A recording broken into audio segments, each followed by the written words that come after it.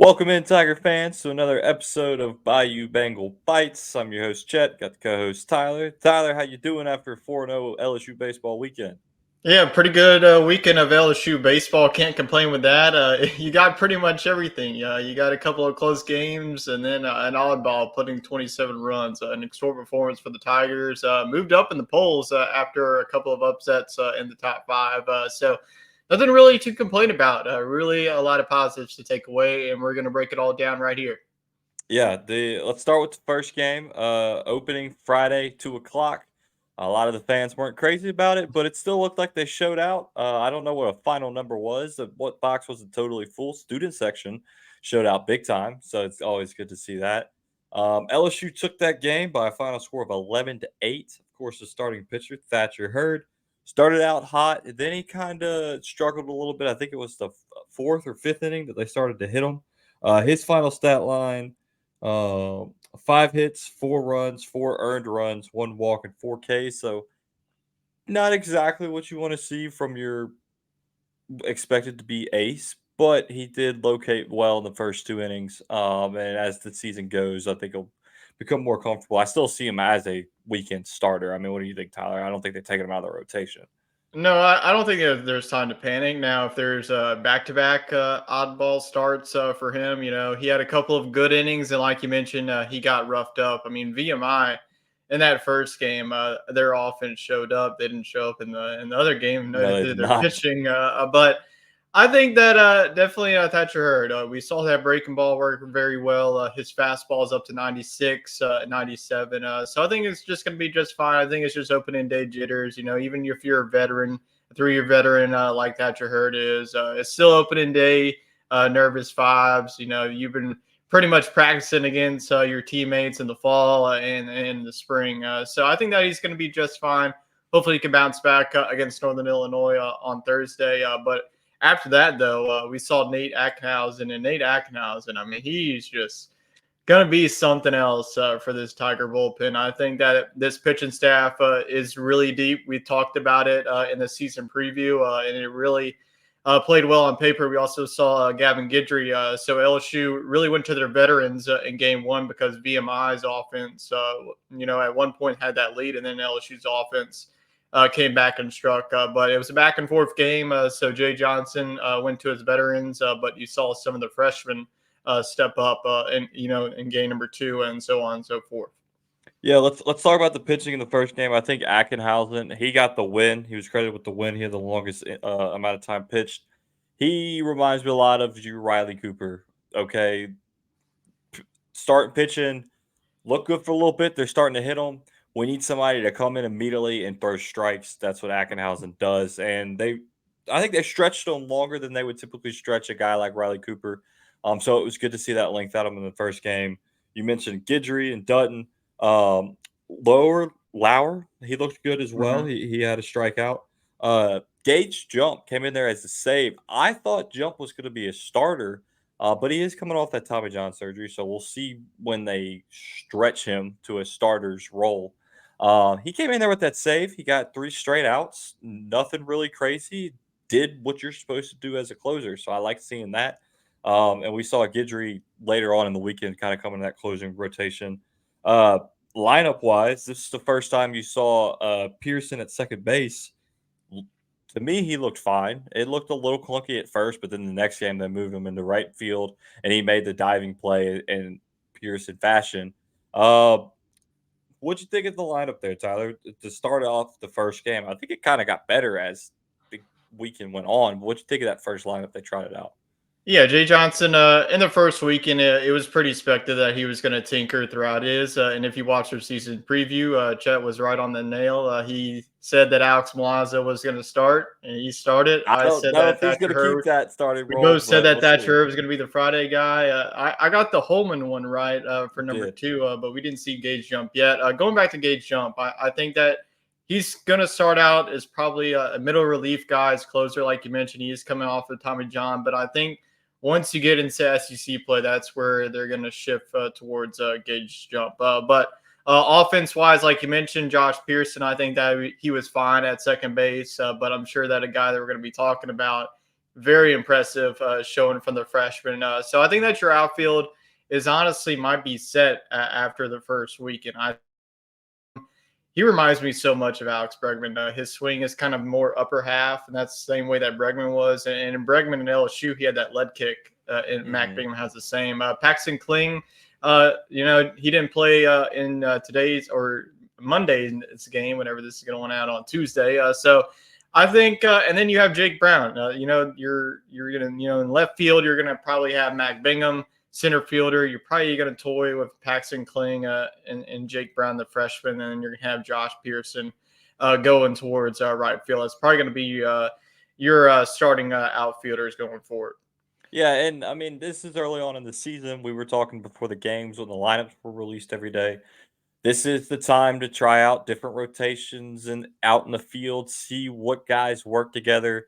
I think we can all agree that Braswell is probably your shortstop and Tommy White's your third baseman. I don't think that changes.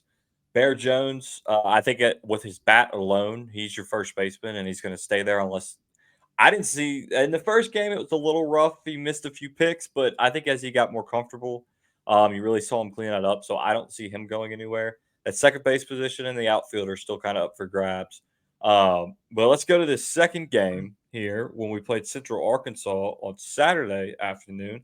That one was a pitcher's duel, a 2-0 final score. The Tigers offense, or I'm sorry, their bats, they didn't really get going. They only had 6 hits, 2 runs scored. But let's talk about Luke Holman, man. He came in Friday night guy at Alabama. He put him as your number two, which I mean, he from this weekend I'd say is your number one.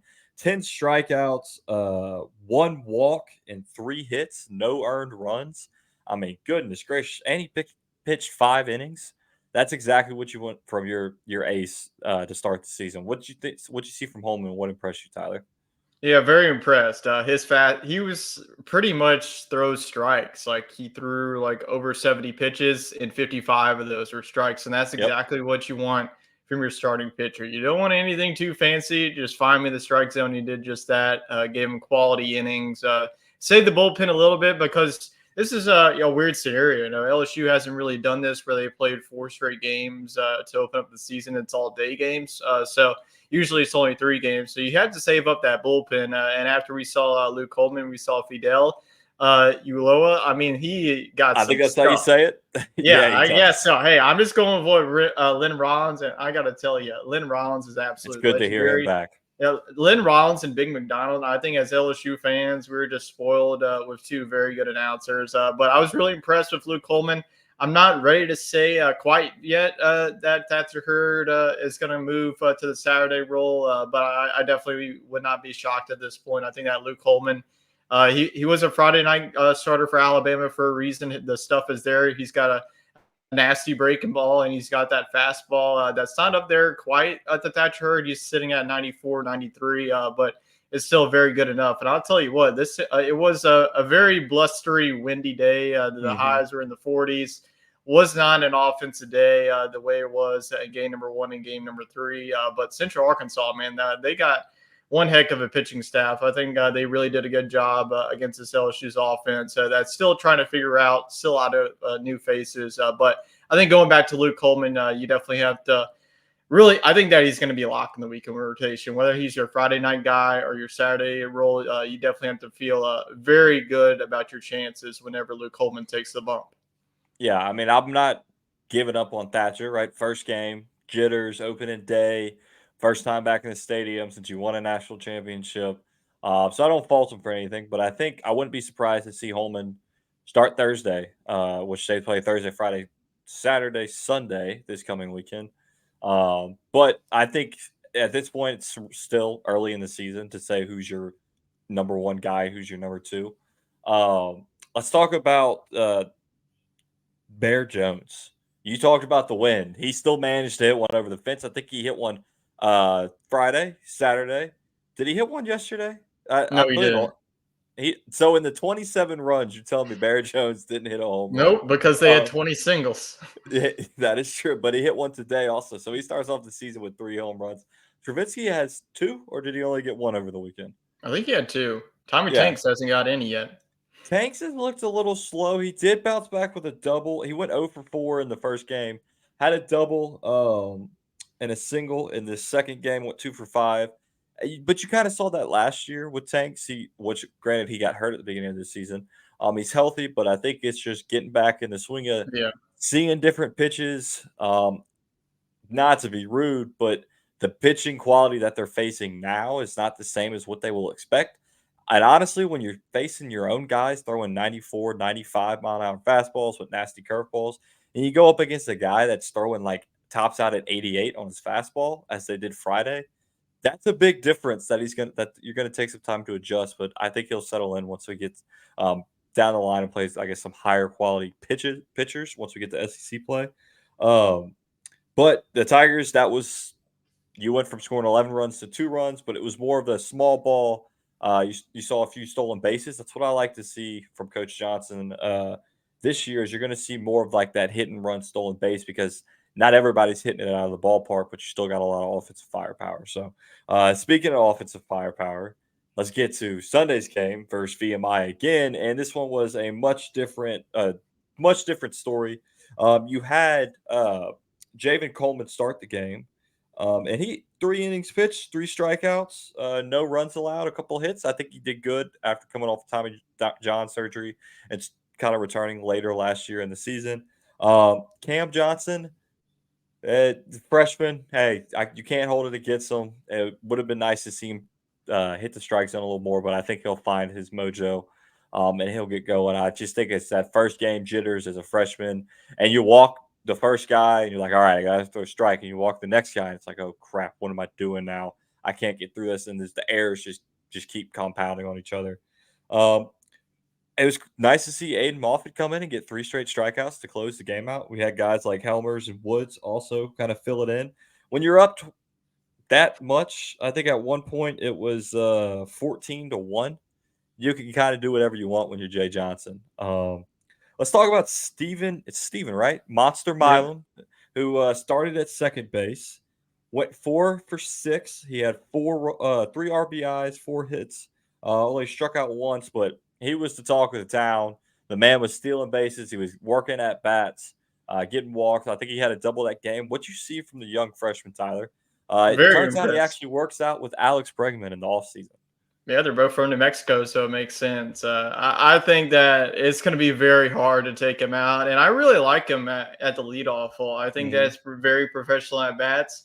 I still can't get over the fact that this man hits over 600 and as a senior in high school. I mean, that's Yeah, just that's absolutely crazy. insane. He was batting 700 in this one. I don't know what it is now. It's probably 714 was what he it's had yeah, in game 7-14 heading 3. in, to Monday's game. It's probably a little bit down, and he had a couple of strikeouts, but he started off the game with a base hit. So I think that we saw him play at shortstop too. Whenever it's a blowout, pretty much we saw a lot of the bench players. We saw Ben DePolt, and then we saw the freshman Larson. We saw a lot of Right. freshmen play in this game. Get a couple of bats. Pretty much everybody who stepped into the game got a base hit. We even saw Ethan Fry stepped in. I think he looked very good too. But Stephen Milam, I thought going into the season this was going to be Josh Pearson's position to lose, but man, very impressed with him. I think that a lot of people have been hyping him up really in the fall. Like Lynn Rollins mentioned, in the fall he wasn't doing too well, but whenever they got into the spring, he was starting to adjust. So maybe that's a tell a sign of how good this pitching staff is. So I think that Stephen Milam, I definitely think that you can keep him in there in the leadoff spot, like I mentioned, and gives you professional at bats. I think that his glove is there too. He has the range, also has the speed there. You got a couple of stolen bases this weekend, which we didn't see too much last year, like you mentioned, Right. because it felt like everybody was just nuking the ball over the fence. He didn't really need to steal bases. So very impressed with stealing Stephen Milam. And on the pitching side, I was definitely impressed with Javen Coleman's start. I think he looked really good. I think that he's going to be either your Sunday starter or your midweek starter. We're also going to be talking about a freshman starter as well, who might be in that mix too. And also Cam Johnson, not too worried about him. It's his No. first start. It's going to be, even if you're as talented as him, you're still going to have nerves whenever you take the bump in your first collegiate appearance. So I think that we definitely see it. I mean, his fastball gets up there, it Hmm. moves too. I mean, it's just not That like you a saw normal Milazzo straight was having fastball. Yeah, trouble Milazzo was catching trying it. to dive all over the place, Yeah, like he always does, and he definitely has that breaking ball, but he just got to find it. He was just going too fast. I think I that he think needs to that's exactly right. calm down. Just give him more innings, and that's like the luxury. Whenever you're up 14-1, you can just bring in your freshman that doesn't have too much experience. So I think that Cam Johnson, they're going to slowly work him in. You have a lot of veteran experience in the bullpen to really have that luxury. And then once you get into the SEC play, you really got to get him going. So I think that Cam Johnson, he's definitely going to be fine. Give him a couple of innings, and he'll be good. No, I agree with you there. Let's talk about who he's throwing to catcher side, catcher wise. All three catchers played; they all looked great. But let's talk about Brady Neal's performance on Sunday: 3 for 3, two doubles and a grand slam. Uh, it's like you got to have Neal in the lineup for his bat, you got to have Travinsky in the lineup for his bat, you want Milazzo in the lineup for his defense. It's not a bad issue to have. It's just a matter of who the pitchers are comfortable throwing to and who you want in the lineup. But it was great to see Brady Neal coming off that back injury. Nobody really knew how he was going to do, and he proved he's back. He's got the pop in his bat, just like Travinsky does. It'll be interesting to see how they split the share. I'm shifting towards what you said on our pre-show, Tyler. I'm thinking Brady Neal might be edging out Alex Milazzo for that starting position. Milazzo's obviously still a captain of the team, and I think you'll see him catch some midweek games and probably once on the weekend. But it's a good situation to have when you got three guys who are all quality catchers. They're throwing out runners. I don't think they allowed any stolen bases, to be honest with you, unless it was like a bad pitch or something like that. But you saw, I think they threw out five guys. It's a good, like I said, it's a good issue to have, and I think it helps keep those catchers fresh throughout the whole season and when you need them most in the postseason. What you think? What you think of the catchers play this weekend? The catchers, I mean, this has got to be like the best like three catchers in the country, and to have them on your team is definitely a luxury. I think that they pretty much have, some similar qualities, and they're also different. I think that Travinsky and Neil definitely has some more power, but Alex Milazzo, he got a couple of base hits, and what he's always going to Yes, he do did. is going to give you professional at bats, whether that's fouling off a lot of pitchers or having a good eye at the plate. I think that Alex Milazzo, I think that it's going to be a combination of who's going to start. I mean, this is why you pretty much play this 20 plus games before the SEC to really figure out who goes where. You can piece it together.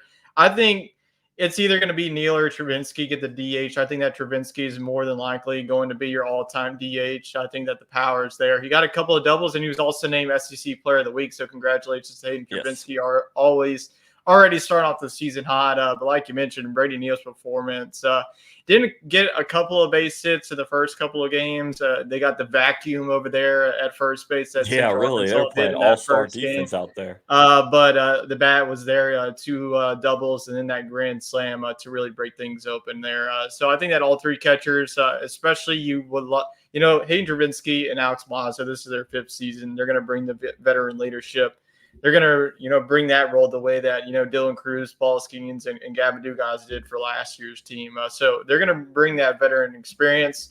But I think they also bring, something a little bit different at the plate and also behind the plate too, because like you mentioned, all three of them threw out at least one base runner. So you definitely have the luxury of who you want to pick each day.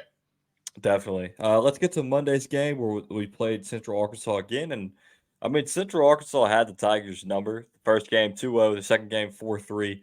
They put in that sidearm pitcher. I believe is that Alvetti. I mean that we just looked completely stumped when he came in. So, but it's this fourth game in a row. You know the hitters are a little tired. I don't fault them too much, but I think the biggest takeaway was our pitching staff, especially freshman Cade Anderson, who came in, gave you 4 innings pitched, 3 hits, 1 earned run, and 6 Ks. I mean, what else can you ask from the young guy? I mean, it looked great. You saw Christian Little come in and clean up some innings. Gidry, of course, came in. Primo struggled a little bit. Only really faced one batter, let up a walk, it looks like. And Lauer, and of course, we mentioned him earlier, Fidel Uloa, the mustache man himself, came in, shut the door. It was only like an 8 pitch inning. Worked 3 ground balls, exactly what you want your pitcher to do to end the game. So I think I like seeing these close games early in the season because you see it puts a little more pressure on the pitching staff to not let the teams back in it. So all in all, I think it was a great success to quote Borat, especially with that mustache that Fidel's rocking. Great success for the pitching staff and the Tigers bats this weekend. Tyler, sum it up. What'd you think of today's game? Yeah, I think that at the start, Kate Anderson was getting after it. Only a 9 pitch inning, very quick. I think that he's probably going to be your midweek starter, Hmm. but I wouldn't doubt it if he gets a couple of Sunday starts once we get in the SEC play. I think that his stuff is real.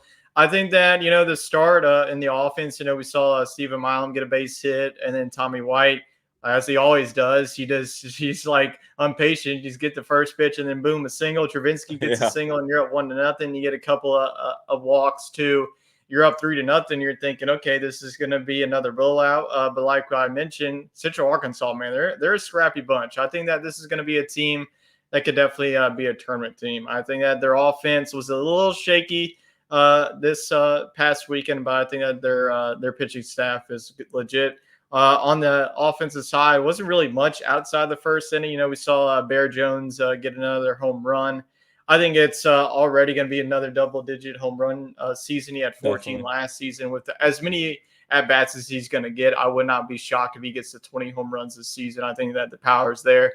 The defense is there too. I mean, I'm not going to say as good as Trey Morgan, but we're I not don't think ever going to anybody get will ever that. touch Trey Morgan. Yeah, we're not going to ever get Trey Morgan. But pitching staff wise, very impressed with Christian Little, too. Gave up one runner, and then Fidel as well. And then we saw Justin Lar. Really, I think that lower is definitely going to be, like I mentioned, that middle of the relief guy and to just eat up some innings if your starting pitcher doesn't have it. So, all in all, 4-0. I mean, as much as you can't really complain about this weekend, I agree with you. I don't want to see like all four blowouts, or rather, this team face adversity early. Right. We saw it, and they're pitching close games. And whenever he gets to close games, this bullpen is really shutting down the door. So, looking forward to this upcoming weekend with Northern Illinois and Stony Brook. Now, I was just trying to look at Northern Illinois and Stony Brook. I don't think they played this weekend. I didn't see a record next to the Yeah. name. I couldn't find any games, so don't really know anything about them. Everybody is familiar with Stony Brook. We don't have to bring that up. Well, last Uh, time we played them, though, we won like 16-4. okay, well then that's good news. What's Tyler? I'm gonna tell you, player that surprised me the most. I think this weekend was Brady Neal. I wasn't sure how he was going to come back off his back injury. That's definitely something a little, tough to return from. But he didn't miss a beat. He fit right in behind the dish, and the bat's there. So I guess, player of the weekend, I'm giving it to Brady Neal. Who do you got? Player of the weekend, I mean, it's going to be Stephen Milan for me. Not going to lie, like I didn't really know about this guy either. Was listening to other podcasts, really talking about him, struggling in the fall, but really turning it on. I think that it's going to be hard for Jay Johnson. He didn't play in that first game, but ever since he's got the starting role, he's really been all foot to the gas. I think that his defense is there too. His offense is there. So I'll give my player of the weekend to the freshman from Las Cruces, New Mexico, Stephen Milan. Very Jose Altuve esque, Yeah. shorter guy, plays second base, leading off. Let's see if he's got the pop in his bat. He's definitely got the contact there. So we'll be back next week to recap next weekend's matchups against Northern Illinois and Stony Brook, 4 games series, I guess you'd call it, tournament. And see how the pitching staff fares and how the offense bounces back. Of course, I believe all 4 games are at 2 o'clock. Is that right, Tyler? I think Jay Yeah, it's either Johnson is 2 or 1 sticking. o'clock again. Yeah, So he's sticking with those afternoon schedules. But hey, it worked for the team this week. So if you stuck around this far, hit that subscribe button. We'll keep bringing you weekly game recaps and previews once we know what the team will look like, because we have no idea what this next team is going to look like. Hit that subscribe button, leave us a like, comment who your player of the week was, and we'll see y'all back next week. Go Tigers.